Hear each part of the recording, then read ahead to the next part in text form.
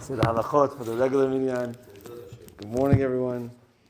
So, finishing off in Siman Reish Samech, the Rama writes as follows: that you're not allowed to touch we're talking about Shabbat candles. You're not allowed to touch the Shabbat candles on Shabbat as they're lit, and it's muktzeh.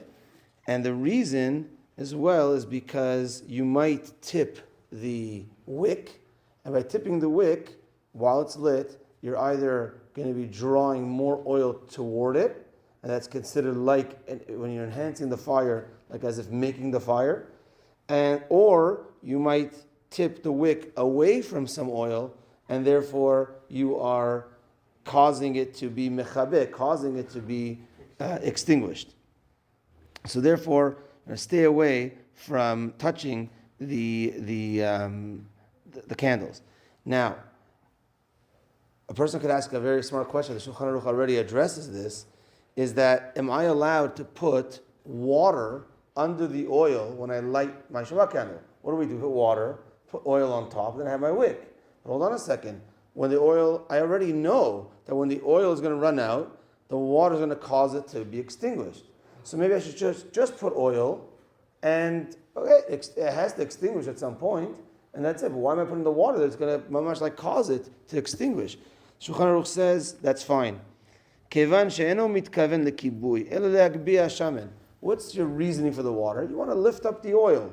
You don't need that much oil. I now have to put in all that much oil. I don't need that much oil. Your whole intention for the water is to lift up the oil.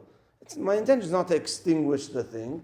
I want it to last. If it can miraculously last as long until tomorrow morning, that's fine. You only put the water there to lift up the oil. So therefore that's okay, because your intention is not to extinguish. Last point is if accidentally a person does extinguish does something b'shogeg on Shabbat. What is shogeg? Shogeg is accidental. What is considered accidental? Either I thought this was allowed on Shabbat. Oh, I didn't know it's not allowed. I thought it was allowed. Or I forgot it's Shabbat. I did it. I know it's not allowed on Shabbat. I just forgot it's Shabbat. Classic thing is you walk to the bathroom, you turn on the lights. So at that point, if you stop that person, you say, what did you just do? I turned on the light. It's Shabbat. Oh my gosh, I forgot it's Shabbat. That's usually the reaction. Or again, sometimes they do something and they didn't realize it was Asur on Shabbat. That's considered beshogeg. What's considered mitasek, which is a lower level, is if you're walking and you accidentally bump into the light switch, you're like, oh my gosh, that's totally much less, because beshogeg is I actually did it. I know what I'm doing, I put on the light. But I didn't realize it's Shabbat, or I didn't realize it's not allowed. That's considered beshogeg. Something that's beshogeg, so back in the day, that's what required a korban, a sacrifice. You had to bring a sacrifice to the Beit HaMikdash if you do something beshogeg, you do something accidental on Shabbat.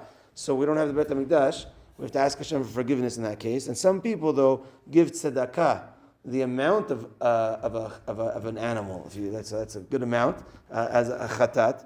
Or some people fast in order to look. I did this, and I would have had to go to the Yerushalayim, I would have spent money to go to Jerusalem and go bring an animal as a korban just for touching the light in my bathroom, right? But so some people try to fast or give tzedakah to that amount. And we should do what we can to avoid such situations. Okay, that's that for today. We have Minchat 5:05. The Zoom shiur Be'ezrat Hashem at 3:30. Tonight, my kids are off, so I'm going to be spending some time with the kids at home. So we'll do the Haftarah shiur Be'ezrat Hashem for next week. Have a good day, everyone, and Mazal Tov. Tanan D'Eliyahu.